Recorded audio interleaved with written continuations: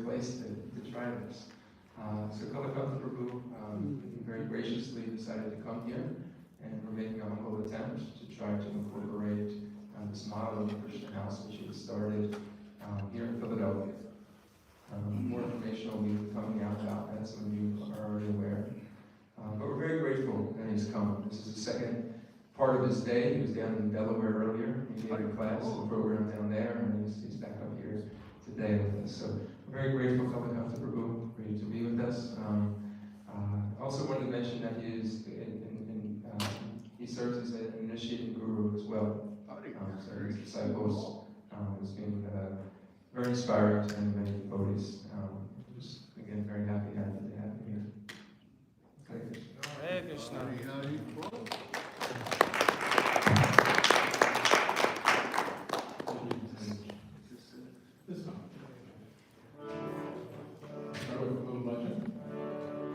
Jaya Radha Madhava Kunja Vihari Gopi Janapala Bhagiri Varagari Jaya Radha Madhava Kunja Vihari Gopi Janapala Bhagiri Varagari Jaya Radha Madhava Kunja Vihari Gopi Janapala Bhagiri Varagari Jaya Radha Madhava Kunja Vihari Gopi Janapala Bhagiri Varagari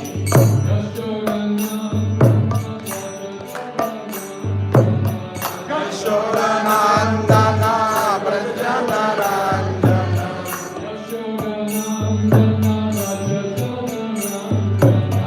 Yashodanandana Brajanarandana Yamuna Tiravanachari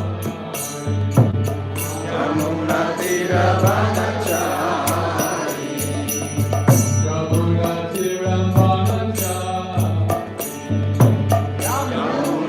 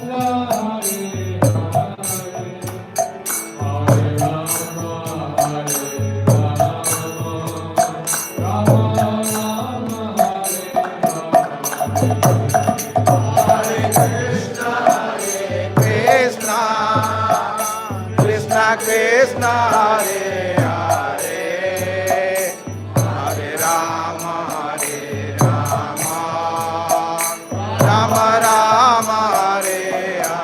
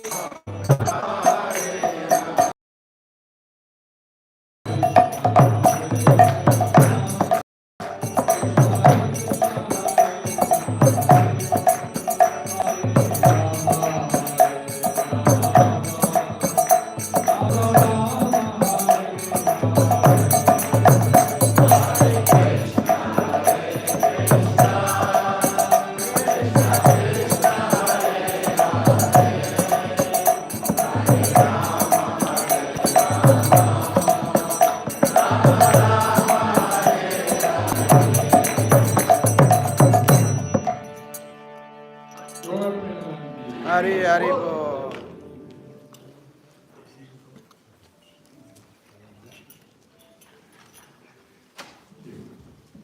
Welcome. Thank you for coming this evening. I'm going to be reading from Bhagavad Gita. I hope there's Bhagavad Gita from the reading from. How many people are new? Oh, thank you. Is there anyone here who is not familiar with Bhagavad Gita? Everybody is acquainted? Okay, good. So we're going to read one of the beautiful verses from chapter 6 of the Gita tonight. So it'll be on the screen in minute form.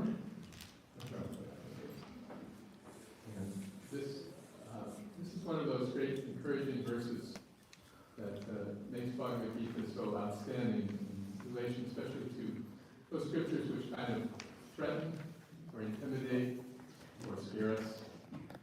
Gita is full of encouragement and light and hope.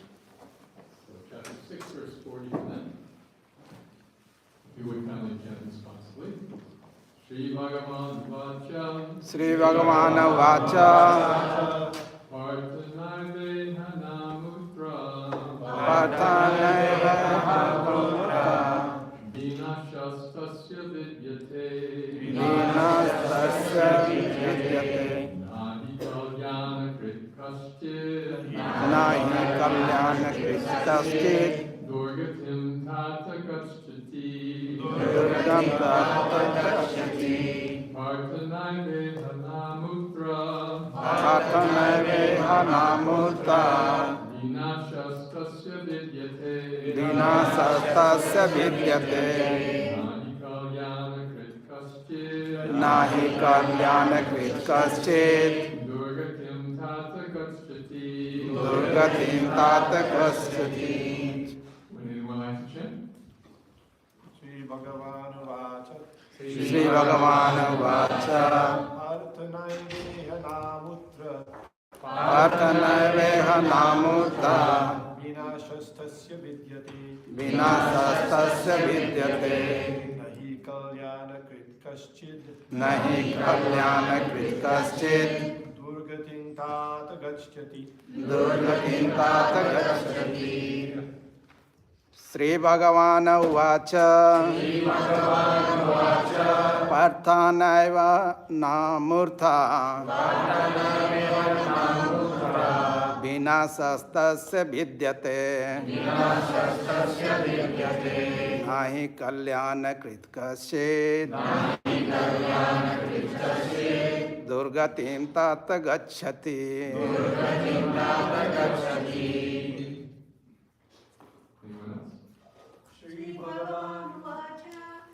श्रीभगवानुवाच पार्थनैवेह नामुत्र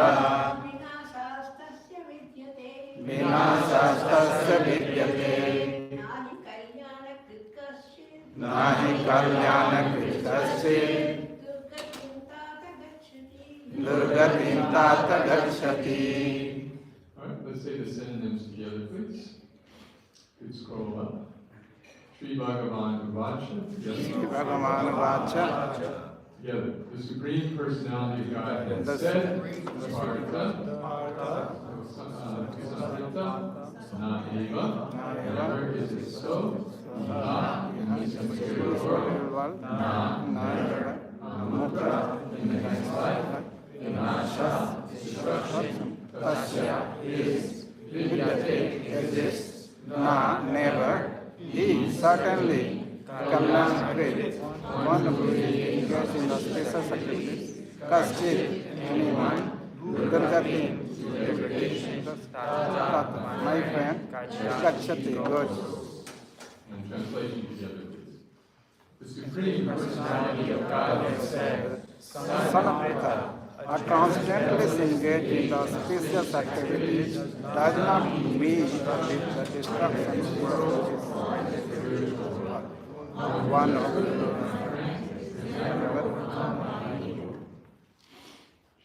Let's purport. From Srimad Bhagavatam 1.5.17, Sri Narada Muni instructs Vyasadeva as follows. Taktva sudharmam saranam bhujam hare bhajan bhakto tapatetto yadi yatrakva bhadram abhud amusyakyam kobarta apto bhajatam swadharmatam. If someone gives up all material prospects and takes complete shelter of the Supreme Personality of Godhead, there is no loss or degradation in any way. On the other hand, a non-devotee may fully engage in his occupational duties and yet not gain anything. For material prospects, there are many activities, both scriptural and customary. The transcendentalist is supposed to give up all material activities for the sake of spiritual advancement in life, Krishna consciousness. One may argue that by Krishna consciousness one may attain the highest perfection if it is completed.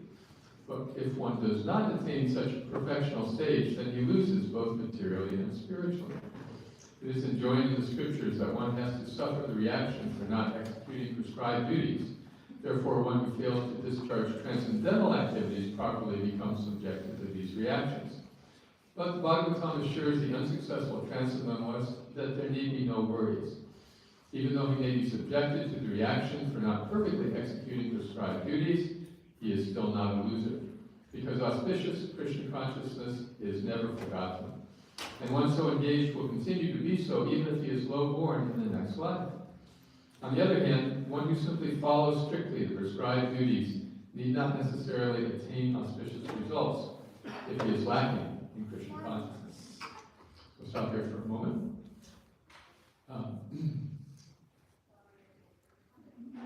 We learned everybody here is a little familiar with Bhagavad Gita, right? So I just want to back up a bit. This story of Arjuna in the Gita is so amazingly understandable, relatable. He is starting off in the Bhagavad Gita with great confidence. Well, we all know he's on the battlefield. He is prepared for the fight. He's been trained all his life. He's won many battles. He's very confident in his ability to perform. And what's the first thing that he does as we meet him in Bhagavad Gita? Says he can't fight. No, not yet. First thing he does. Check his armies, check the armies. Yeah, that's right, yes. He's so confident that he commands God to take him between the armies. Take me between these armies. You know, Krishna has taken this role of Arjuna's charioteer, which is something like an Uber driver. You know, it's a humble position. And he's just taking his friend to fight. Krishna himself, a very capable warrior, says, I will not fight in this battle involving my two groups of family members. In fact, he's already given his entire army to the other side. He says, I will take a non-combatant role for my friend Arjuna. And Arjuna is very happy to have him. So Arjuna is confidently saying, Krishna, take me between the armies. Let me see these warriors with whom I have to fight. But when he sees them, he loses his nerve. So this is something that most of us have been through at some point in life, right? Where we have something we're supposed to do, but we just can't find the gas in the tank. We just don't want to do it. We feel like we'd rather not. We feel like we would rather just back off. And in Arjuna's case, in the context of this great meditative, transcendental civilization of the day, it was considered pious and valuable to leave the field of action in the world and become a renunciate. And this is what Arjuna proposed to do on the spot. I would rather just live as a beggar and be a mendicant than fight this battle, because I see on the other side of people I love. So in the Bible, there's a story of Abraham and Isaac. Abraham is the wise elder, and Isaac, his son, is his beloved heir. But God commands through an unseen voice, he commands Abraham, you must sacrifice your son. There's no more painful thing in the world for a parent to lose a child. And yet, he is ordered, he has to do it. And Abraham obligingly says, all right, he prepares everything. And even Isaac is cooperative. So once their test is met, then God says, all right, you're off the hook. You've proven yourself. But in the Gita, Arjuna has to kill loved ones, but Krishna is not letting him off the hook for a moment. He is, in fact, proceeding in the next half hour to give him all the reasons why for him to become a renunciate would be wrong, and for him to do his duty, however difficult, would be right. So Arjuna goes from this high confidence to this low depression, to then the point of helplessness, where he says, Shishyaste hamsani mam tvam kripanam. Krishna, I don't know what to do. I'm afraid if I kill these people and all these people die in this battle, then the whole culture, which means so much to us, our family traditions, everything will be ruined. So what do I do? Either way, I'm going to lose. I ruin our family, or I run from the battle, and I don't know. So at that point, the conversation changes, and Krishna takes the role of a teacher. From being a subordinate, a chariot driver, now he's a teacher. And he immediately tells Arjuna he's wrong. He says, you're lamenting for something unworthy of my message. So their discussion proceeds. And what's so beautiful about the Gita is the way that Arjuna asks questions that you and I might ask in this situation. He has philosophical questions.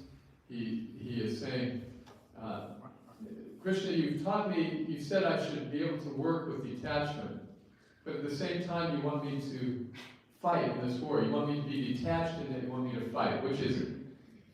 You can't have it both ways. And then Krishna says, no, you have to fight with detachment.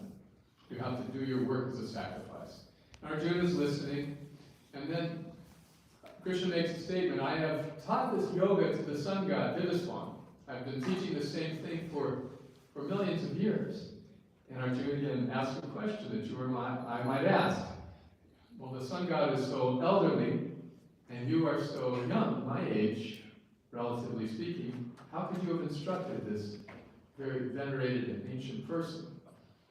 And then Krishna smiles and says, you and I have been through many lifetimes. I can remember them, but you cannot. So this is the first hint in the Gita where Krishna is disclosing how he is the Supreme Personality of God. Up to this point, he's been Arjuna's friend, his charioteer, his instructor. Now he's giving more. So now Arjuna again asks a very skeptical question, or a question of great relevance to us. Krishna explains how the yoga system will help him come to the position of working with detachment. And Arjuna says, that's very difficult. I don't think I can do that. In fact, he's even sarcastic. And he says, oh, try to control the mind with meditation? Why don't we try to control the wind instead? It's sarcastic. And Krishna says, it's undoubtedly difficult to control the mind and to become a yogi, but it's possible by what? By two things. Anyone remember? By practice. Practice and detachment. But then again, Arjuna is still not convinced. And again, he asks a very human, real question. So what happens if I take to the spiritual path? I give up my material pursuits, I take to the spiritual path, but then I don't succeed. Then I'm like a loser in the material sphere and the spiritual sphere. What is my fate? So this is our Krishna's answer to this question, that a transcendentalist engaged in auspicious activities does not meet with destruction either in this world or the spiritual world. One who does good, my friend, is never overcome by evil.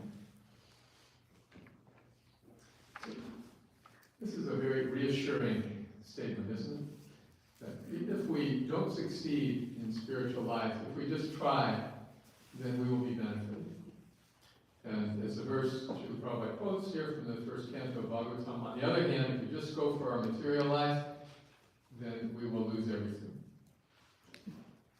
Well, according to one study on the internet, and of course whatever's on the internet is always true, if all the wealth in the world were divided equally between every man, woman, and child, how much would each person have? Any guesses? Nothing. Nothing? Oh no. It'd be $3 million per person. So, aside from a couple of you here, none of you probably have that kind of wealth. So it's very skewed. But the point is, suppose you had $3 million.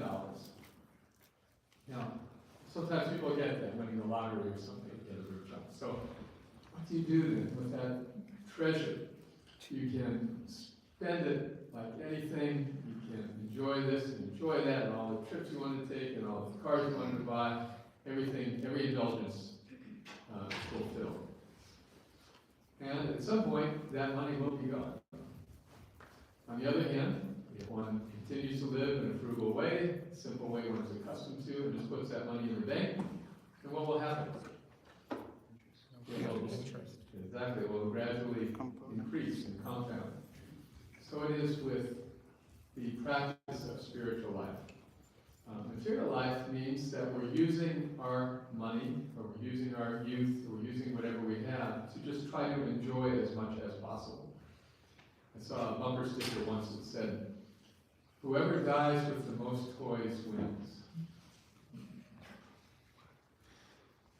That is the goal of material life. Just accumulate as much as possible.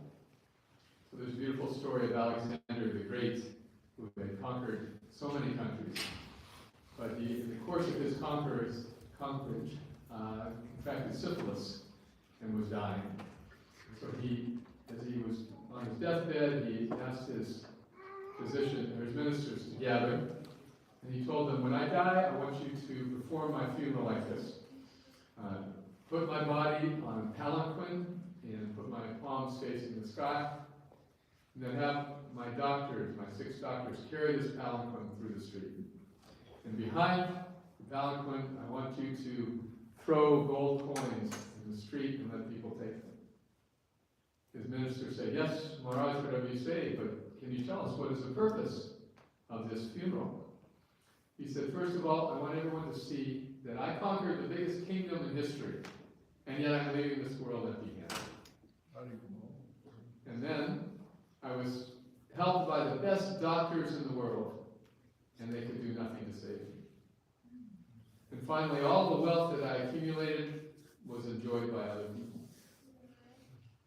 So, materially, even if we're very successful, what do we gain? We came in this world with nothing, we leave with nothing. So, the Srimad Bhagavatam says there is no ultimate benefit. But on the other hand, if one is able to attempt, even to attempt to take to the spiritual path, there are permanent benefits that are like money in the bank accruing interest. That money is in the form of a better situation in our future. In the Sanskrit terminology, there's 2 words, shreyas and prayas, that have opposite meanings. Prayas means immediate gratification, immediate enjoyment. Shreyas means long-term benefit. There was a study done in Harvard years ago in which they brought a lot of young kids into laboratory, and they gave them all He said, you have, there's a candy in front of you. And we're going to leave you with this candy for 5 minutes. If you eat the candy, you're welcome to do that, but then you don't get more. But if you don't eat that candy for 5 minutes, we'll give you 5 candies in 5 minutes. So then they filmed the kids. And apparently it was very interesting. They were feeling, they were smelling. Some of them ate the candy, and some of them waited and got caught. So they studied then those children as they went into adulthood and their careers, many years. And after decades of study, they discovered that the children who had been able to defer gratification were 10 times wealthier than those who immediately ate their candy. It was a stark contrast. So spiritual life means delayed gratification. Spiritual life means I could expend my energy in the direction of enjoying things right now. And spiritual life means I will postpone that enjoyment until a later date. But this is on the material platform. The enjoyment that comes from spiritual happiness is of an entirely different caliber. That Anandam Buddhi Vardhanam is described. That it's not just happiness, it is ananda, it is bliss. And it's not just bliss, but it is Anandam Buddhi Vardhanam, an ocean, in fact, an ever-increasing ocean of happiness. My friend Deva Swami was a student at Yale, and he was telling me about the time that he first encountered Hare Krishna devotees. He and his friends were at a party.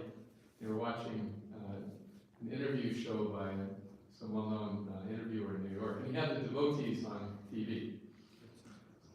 What's his name? David Suska. David Suska, yeah, right. So he had the devotees on, and the devotees were talking about Ananda, their bliss. So David Maharaj, a college student, turned to his friends and said, if they came to one of our parties, they'd really know what Ananda is. Yeah. Later, he learned he was wrong. Because happiness on the material platform comes and goes. Dvanta konteya. Krishna explains to Arjuna that these pleasures have a beginning and an end. Nante shu ramate buddha. Therefore, a wise person does not delight in them. But happiness on the spiritual platform gets better all the time. It is a constant process of self-revelation, self-discovery that allows one freedom from the anxieties that plague most of us in this world. The anxieties are based, in fact, on the fact that we know we're trying to enjoy something which is not going to last.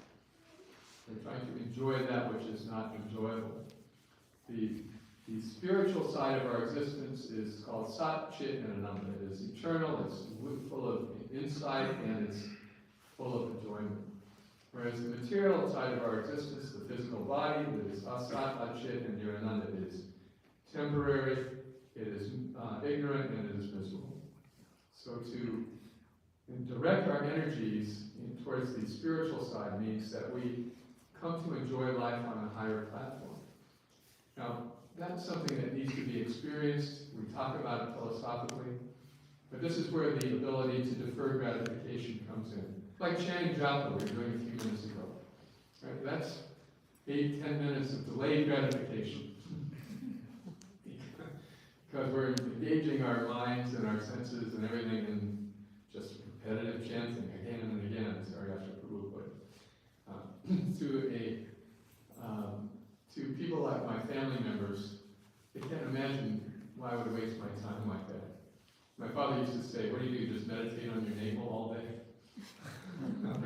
It seems very self-serving, not doing anything good for the world. You could be fighting climate change, you could be saving the whales, you could be giving out charity. But what we experience with this delayed gratification is awareness of happiness on a higher platform.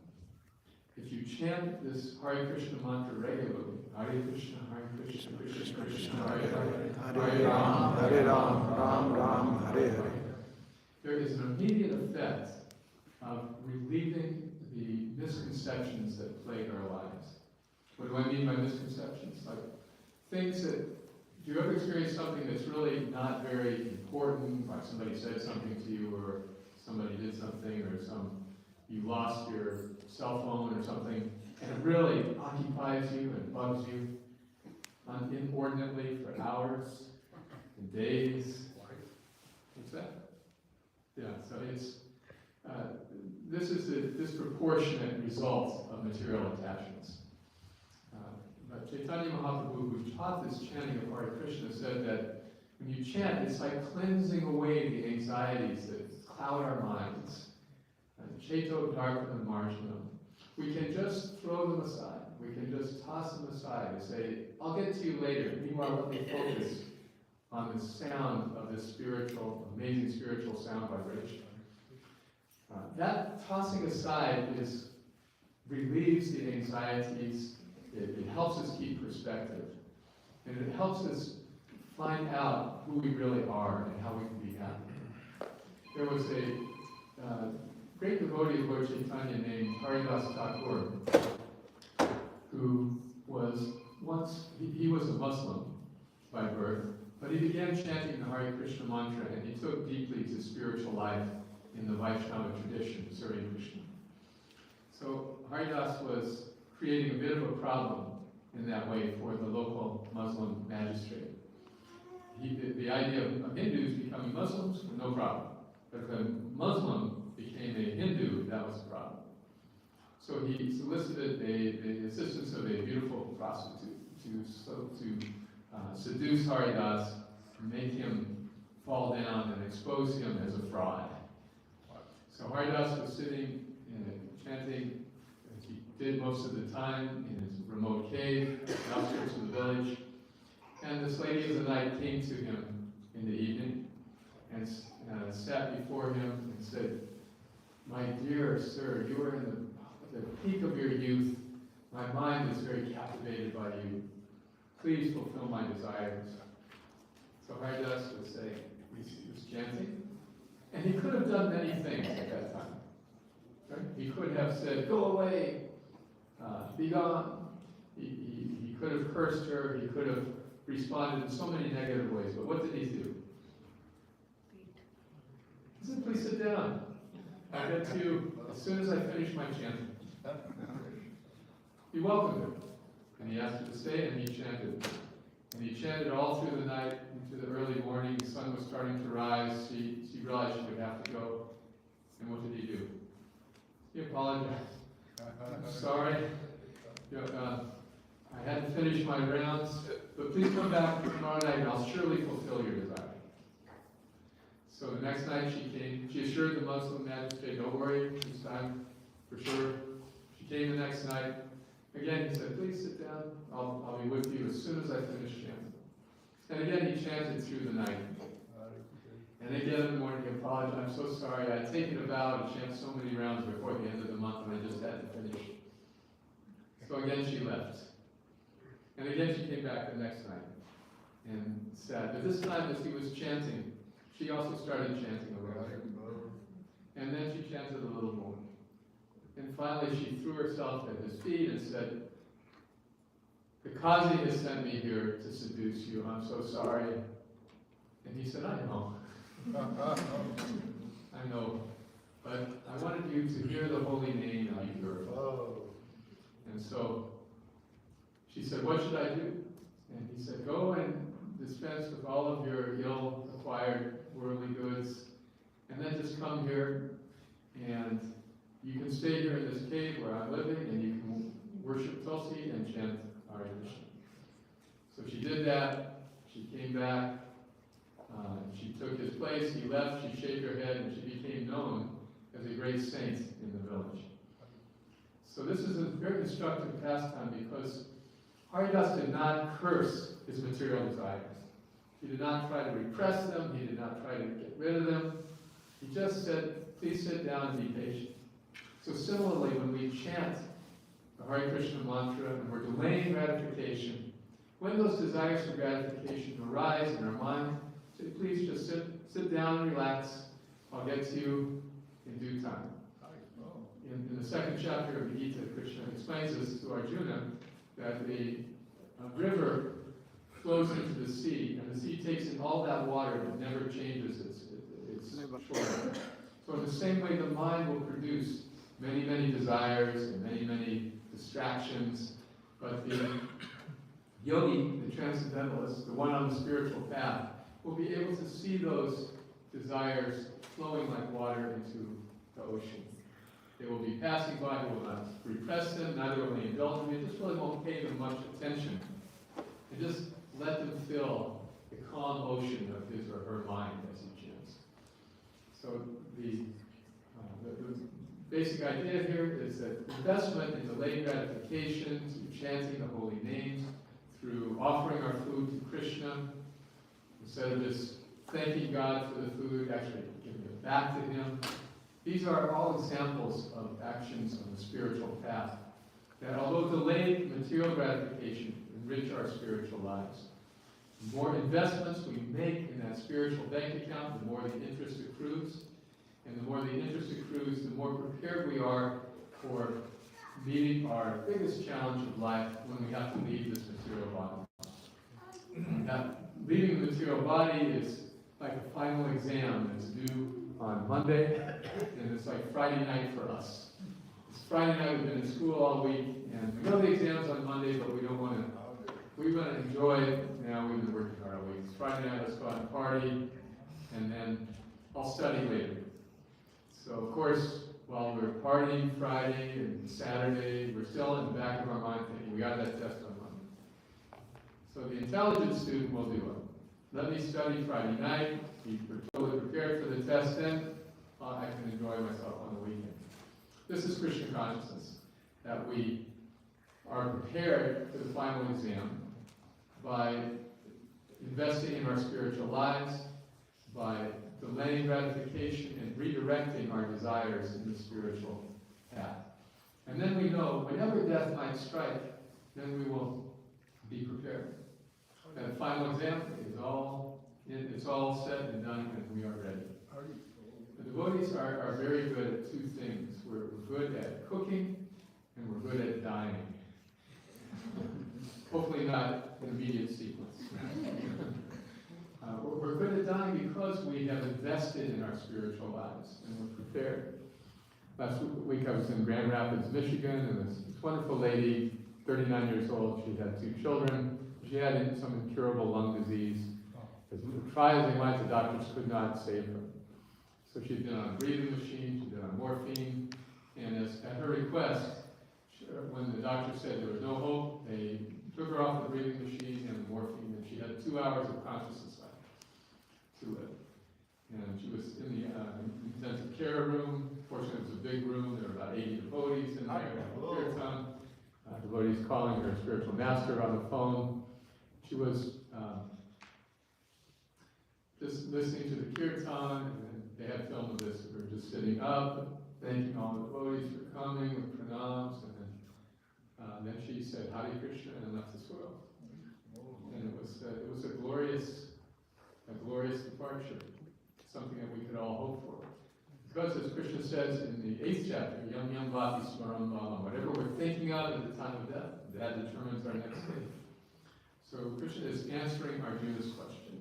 If you just try on the spiritual path, there's no loss. You will remember that. It will help you when you need it most. And even if you're not fully successful, as he goes on to explain in the subsequent verses, you're going to be benefited in your future lives. All this is predicated on the understanding that there is a spiritual part of our lives and a material part. It is the spiritual part that's actually important. It is the spirit that drives the body. A beautiful woman, everybody's interested in her body until the soul leaves and nobody wants it. It is the soul that's the beautiful, lovable part of our existence. Chanting, seeing the deities, associating with devotees, all these things build up our spiritual bank account for when we will need it. So I know all of you enlightened devotees here know these things. I'm happy to have a chance to speak on them for you. And now we can have a few minutes for questions as time allows. What do you think? Okay, anyone like to make any comments or reflections, share any thoughts? Yes, sir. Hare Krishna. Hare Krishna. Thank you so much for what you shared. and in particular, it makes me feel a connection to the word temperance. And in doing so, my question for anyone here in the room, but especially for you, is with so much suffering in the material world, and having recently experienced COVID in a horrible manner that it is, and to be able to be comfortable in a room surrounded by devotees, deities, the time that we have to spend apart from that due to our health or suffering or condition, temporary as they may be. My question is, how do we go about rebuilding to get back to that which we feel? Back to what? That which we feel is our end goal. How do we go about rebuilding that which we feel is our end goal? If we have some like health setbacks or kind of real difficulties. So, yeah, it's a good question. Our Chief Prabhupada gave the hierarchy of priorities for his followers. First is health, and then is japa, then is service, and then is reading. So if we're in good shape, we can do all these things every day. We're in good health. But if our health is bad, then it's difficult to do the others. So health is the first priority. This is one of the reasons why spiritual life is so beneficial, because we learn to delay gratification or avoid it in ways that are very detrimental to our health. Intoxicants, inappropriate food, things that are only meant for immediate enjoyment and not for our shreyas, for our long-term benefit. So nonetheless, if we have a health challenge, which most of us do, if we can do just one thing, it would be chanting through that health crisis. Sometimes, like for example, if you have COVID, you have a lung issue, breathing is difficult, then you have to use what's called manasa japa, just chanting in your mind. That's very challenging, but it's the same process really. It's just dragging the mind back from wherever it wanders to the holy name. There really is no material impediment. Some of our colleagues in Russia, before the fall of the Soviet Union, were imprisoned just for their religious practices, their spiritual practices of Krishna consciousness. And they were stuck in prison for many years, sometimes given psychological torture. But they would take their bread and roll it into little balls and make beads out of it. And in spite of all the torture and deprivation, they had their string of beads and would chant. So sometimes we're materially comfortable, sometimes we're difficult. The idea is that always chant.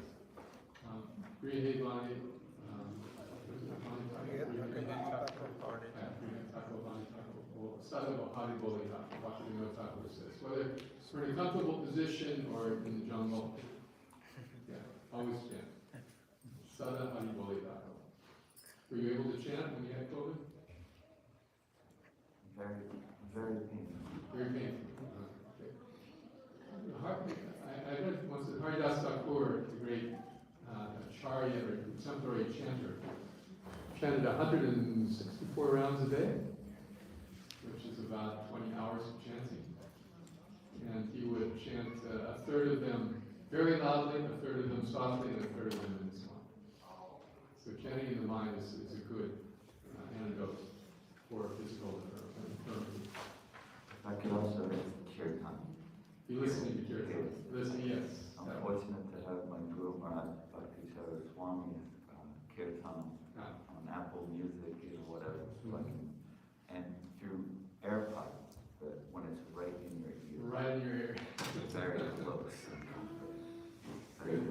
Good example. Thank you. All right. Any other thoughts, reflections, questions? Yes, Prabhu. I don't know if this answers his question or helps him, but I was listening to, I was watching a lecture of Mahatma Das this morning, and one of the things he says that there's a letter to Srila Prabhupada in 1973 the Prabhupada says the highest realization is to save oneself. So, I don't know if that helps you with, what you were thinking, helps answer the question. Highest realization is to save oneself. Yes, there's not much we can do for others if we ourselves are in difficulty. As a teacher of Krishna consciousness over the years, I've just come to realize that I have the privilege of doing this because I have slightly fewer problems than the people I'm trying to help. Chanting is the cause of that position. So yeah, there's tremendous benefit to be gained from the name, and nobody can stop us from doing it. So if we ourselves are following in practice, yes, we can help others. Thank you. Okay. Anything else? I will. Kalakant, Prabhu. So, I have a question. This is very wonderful, very nice class, very intellectual, but relatable. And if you had to make an estimate, what percentage of society at large, the world, would understand that they're an eternal spirit soul?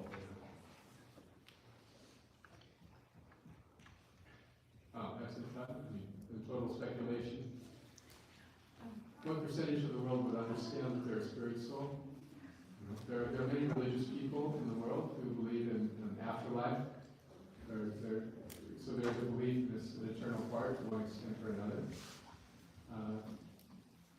They say America, is considered a very religious country, and something like half of Americans believe in an afterlife of some sort. So a considerable percentage there. If you have a very broad definition, that would be inclusive. In the world, again, you can say much of the world is very religious, much of the world are maybe a third, a half, something. But people have the problem is, although they may believe in an afterlife, they have very little knowledge. Yes, that's the point I'm getting at. So you were relaying this knowledge to us, and then Vamanadev's point of the highest realization is saving yourself.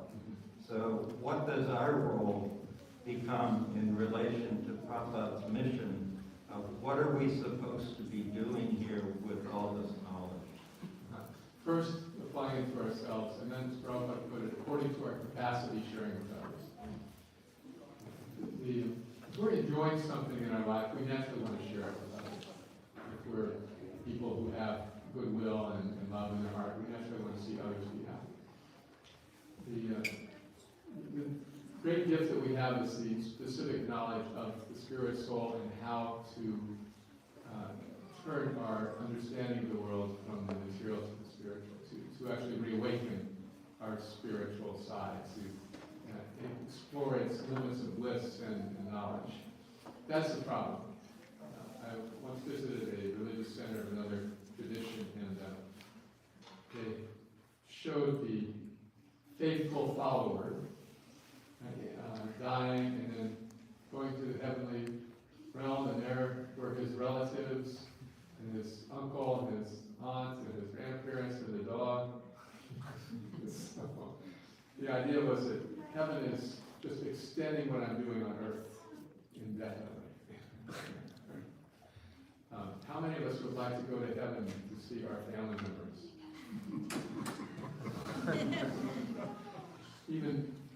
Even Krishna himself sends Jai and Vijay, his great devotees, to become demons because, if you can't fight with your family members, who do you fight with? So, how much do we internalize the spiritual teachings that we keep? And that will be really reflected in how much we're happy in our lives. If we're healthy in our spiritual life, we will be happy. If we're happy, we'll naturally want to share our happiness with other people. And I liked your point about awakening.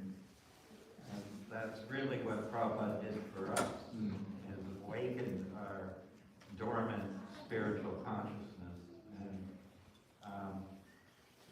we're a young movement, so in many respects, we've done very well in terms of making Krishna consciousness more available to the world. But it's seems to be an endless task. There's no shortage. You use that word awakening. And the unique thing and wonderful thing about Srila Prabhupada's contribution to the world is how he brought people of all different backgrounds together. And when he was asked once, he said that teaching Krishna consciousness in the West, to Westerners, is like awakening people who are asleep. And teaching Krishna consciousness in India is like awakening people who are pretending to be asleep. There's an innate understanding of spirituality in India, and this is why birth in India is considered so very auspicious. Bharati Bhumi Bhola and Lucy Chandasar. That people who have the background of Bhagavad Gita and their families for generations, for millennia, they naturally have an understanding of piety, of delayed gratification, and the value of spirituality. So, the problem is that the scientific knowledge, as you were saying, what is the soul, has been obscured by so many other factors. So Srila Prabhupada was so great that he managed to reach both the sleeping and those pretending to be asleep with genuine spiritual inspiration. And that sets our movement apart from all others. So this is Srila Prabhupada's greatness. That's what one person can do to awaken and bring people to the spiritual platform. Anything else? Yes? Yes, ma'am? I could. Here's some microphone. And this is our last question. Okay. Thank you. Thank you for your wisdom. But I just wanted to mention, as much as you mentioned in the story, how temptation should be kept away, and we should just rise out of our greatness. And then, Go ahead. and then rise out of our greatness. Somebody like you probably can do that. But I think temptation, Maya, just getting lost in the world has an important place. There's a reason why deceit or negativity is created. And so it's very important to acknowledge that temptation exists before we move on. Like, you have to be hungry and then go towards God.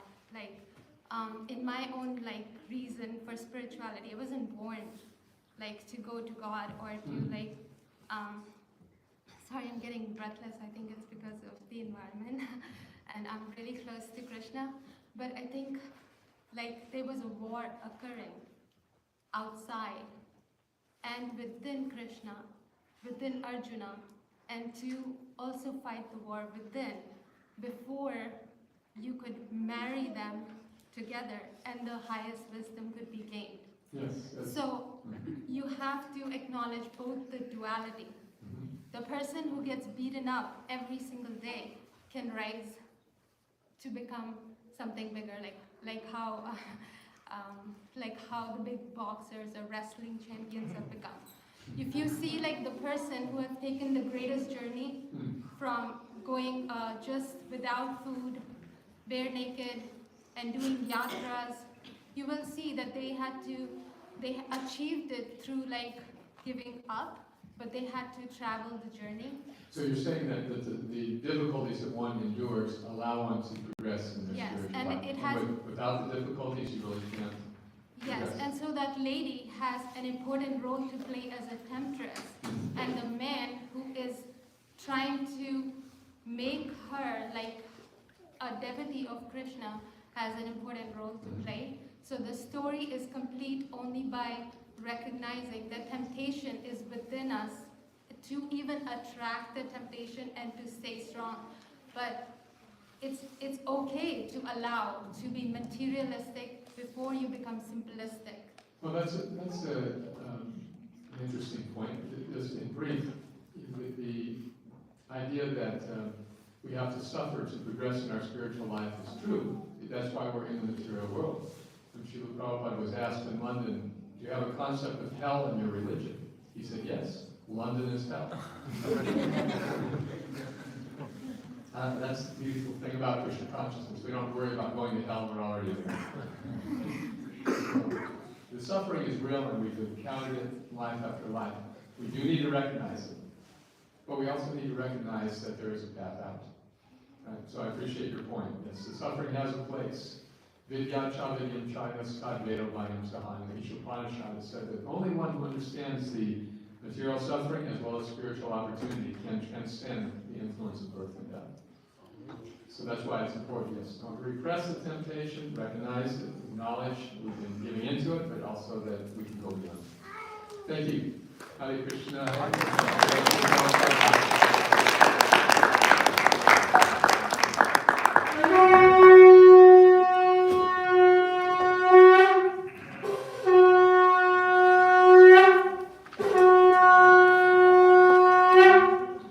Hare Krishna. We will now have Arti and Kirtan. We thank Kalakant Prabhu for a wonderful talk tonight from Bhagavad Gita. We'll be around if you have any questions or would like to talk further. You can do so after the Kirtan. Hare Krishna.